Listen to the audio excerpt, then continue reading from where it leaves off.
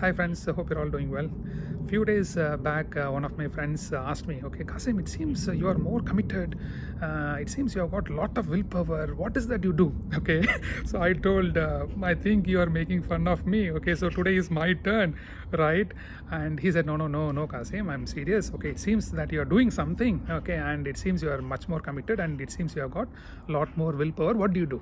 Okay, so I think in a way, I think it is to do with your upbringing. Okay, how your parents brought up, the type of society that you were brought up. I think it kind of influences your willpower.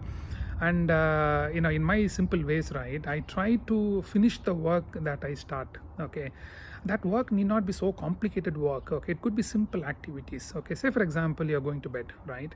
So once you get off the bed, so it is important to make sure that you arrange the bed in such a way that it is how it was when you actually went to sleep, right? So you need to make sure that the bedding is proper. And likewise, let's say if you are making a cup of tea, for example, right, when would that activity finish? Okay, so the activity doesn't finish when you actually enjoy your tea, right? The activity finishes only when you make sure that you wash the vessel and then keep it properly. So essentially you have to leave the stuff in such a way that in such a way how you found it before using it. Okay, so that is as simple as that. Okay, so over a period of time, if you start to do that, what you would notice is you would start to feel confident, and you know that if you do something, if you try to do something, you know that you can actually finish it. Okay, and say for example, if you promise your friend that you would call them tomorrow, okay, and make an attempt to call, right? Otherwise don't promise. Okay, and if you're not able to call, there could be reasons why you're not able to call, but at least to let them know that you're not able to call, you will call some other time. Okay, so that way you kind of build the trust with them. Okay, not only with friends, okay, even with kids and family members, right?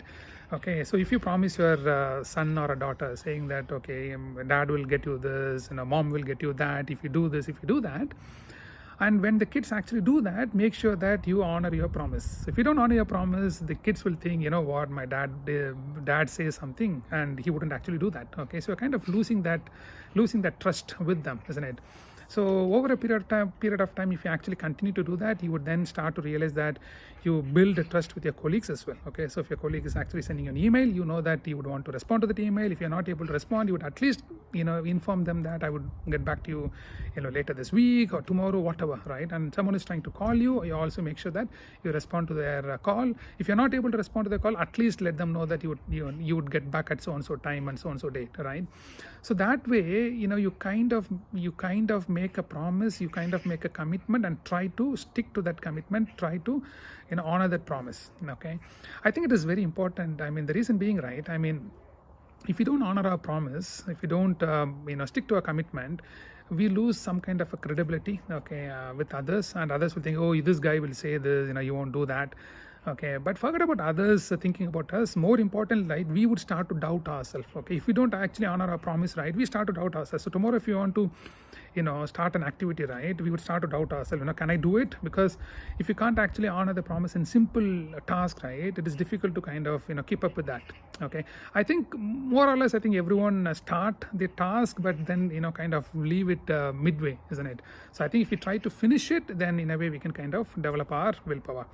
So the more you develop your willpower when you're conscious, it gets you more power to do some tricky stuff. Say for example, if you're keeping an alarm to wake up in the morning, so it is tricky, isn't it? How many of us snooze and continue to sleep? Okay, so it is difficult to develop the willpower to kind of get up, because you are sleepy. It is difficult to kind of apply your willpower. Okay, so think about this, friends. Okay, and you can also treat yourself. And I mean, if you successfully manage to keep up the promise, you can treat yourself.